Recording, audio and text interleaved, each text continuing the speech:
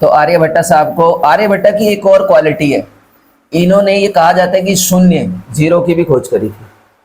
लेकिन यहां देखते हैं कि और हमें ये क्या कह रहा है। एक बहुत अजीब नाम आया, क्या नाम आया? ब्रह्मगुप्त, BRAHMA और GUPTA। कुछ गुप्ता लोग सोच रहे होंगे वाह मौज हो गई, हमारे पूर्वज ऐसे भी थे। पता नहीं ये कौन से थे। इन्होंने फॉर्मलाइज किया the notions and use of zero. आ गई बात, ब्रह्मगुप्ता साहब ने यूज करना, नोशन, नोशन माने होता है प्रयोग करना, नोशन ऑफ जीरो, जीरो को नोटेट किया। And navigate numbers as algebraic entries in modern coordinate system. Origin, origin, origin is 0 0, यहां दोनों जीरो होंगे, दैट इज एब्सिसा, और ये ऑर्डिनेट, यहां चेंज हो गया सब कुछ। एंड द नेविगेट एक्सिस, ये एक्सिस के बारे में बताया। Represent value less than zero, यानी नेगेटिव। अगर जीरो से इस तरफ चलोगे तो सब कुछ नेगेटिव मिलेगा, इस तरफ चलोगे तो सब कुछ पॉजिटिव मिलेगा, इस तरफ चलोगे तो सब कुछ पॉजिटिव मिलेगा, इस तरफ चलोगे तो सब कुछ नेगेटिव मिलेगा। और यहीं से बन गया क्वाड्रेंट। क्या बन गया? क्वाड्रेंट। ये इसको बोला जाता है एब्सिसा और इसको बोला जाता है ऑर्डिनेट। क्या बोला जाता है?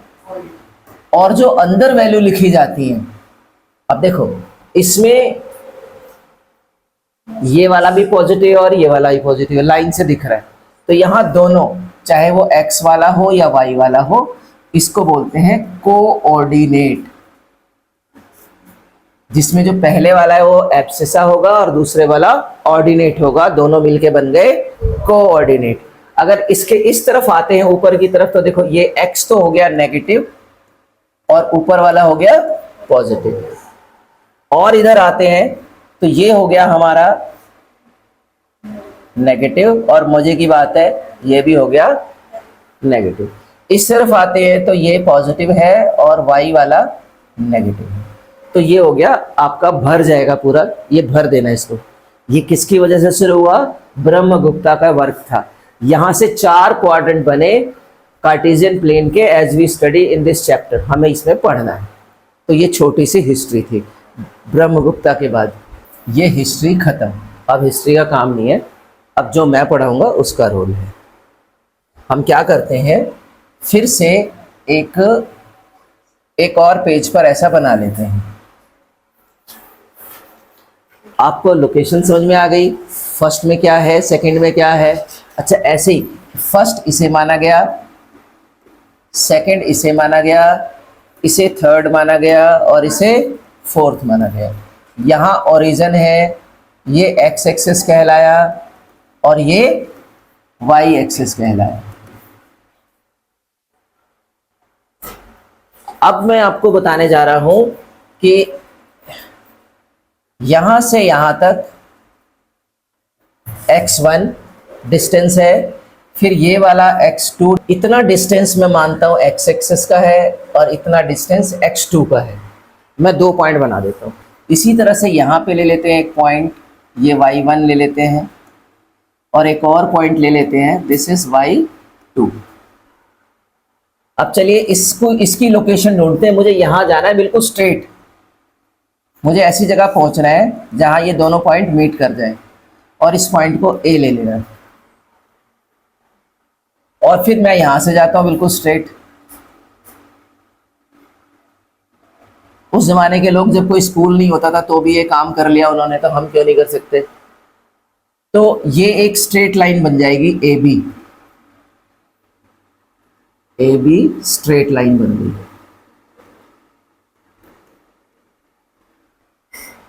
और इसके पॉइंट क्या क्या बने? A का जो पॉइंट बना, A के कोऑर्डिनेट जो बने वो बना x1 और y1।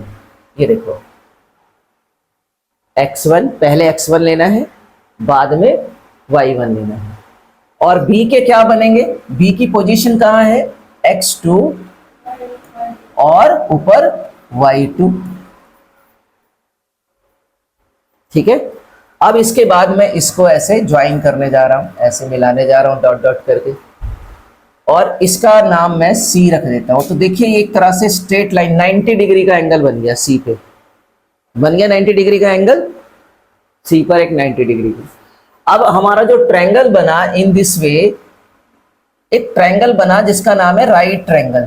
क्या नाम है? राइट ट्रायंगल बन गया, राइट ट्रायंगल बन गया। क्या? ABC, ABC, जो एट सी जो है वो 90 डिग्री, सी पर क्या है? तो मैंने आपको बताया था कि इसमें एक बेस होगा और एक परपेंडिकुलर होगा।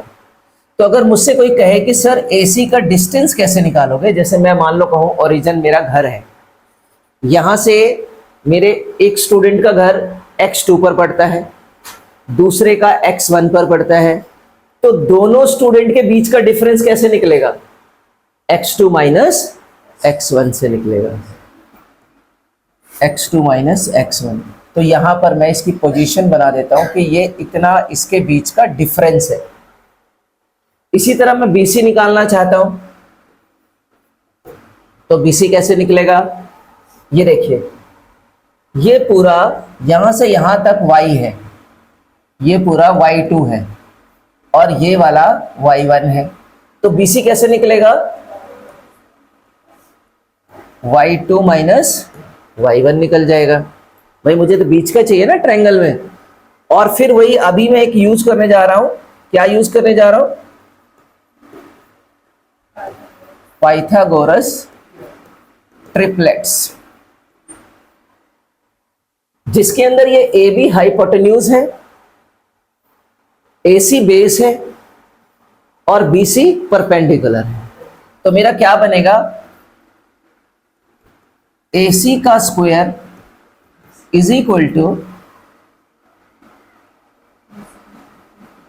AB का, AC नहीं AB, AB का square is equal to AC का स्क्वायर प्लस BC का स्क्वायर। तो चलिए AC हम देख चुके हैं, AC क्या है हमारे पास? X2 माइनस X1 का होल स्क्वायर। BC क्या है? Y2 माइनस Y1 का होल स्क्वायर। और मुझे तो भाई चाहिए मेरा AB, ये दोनों जो गोडाउन है या मेरी एक ये शॉप है और यहाँ मेरा वेयर हाउस है, यहाँ के बीच का डिस्टेंस कितना है? तो ये डिस्टेंस जैसे ही मैं स्क्वायर को हटाऊंगा ये स्क्वायर रूट बन जाएगा ऐसे, और इसे कहते हैं डिस्टेंस फॉर्मूला। तो जरा कर लीजिए, फिर मैं आपको 2 पॉइंट देता हूं। मेरे इसका स्लोप भी बता दो, slope of line, slope of line AB ये भी बता दीजिए। क्या बता दीजिए? मतलब बेस पर कितना ये लाइन झुकी हुई है ये बता दीजिए। तो उसके लिए क्या होगा? Perpendicular upon base. Slope of line को हम एक नंबर m से शो कर लेते हैं। किसे शो कर लेते हैं? m से। तो ये हो गया परपेंडिकुलर अपॉन बेस, यानी Y2 माइनस Y1 BC है और X2 minus X1 this is slope. Another important formula, point बनाते जाना कि ये मैंने फर्स्ट स्टेप पे कराया है डिस्टेंस फार्मूला, दूसरे पे मैंने कराया है स्लोप। अब मैं सेक्शन पे आने वाला हूँ, सेक्शन फार्मूले पे, ताकि फिर ये चैप्टर खत्म हो जाएगा। Last topic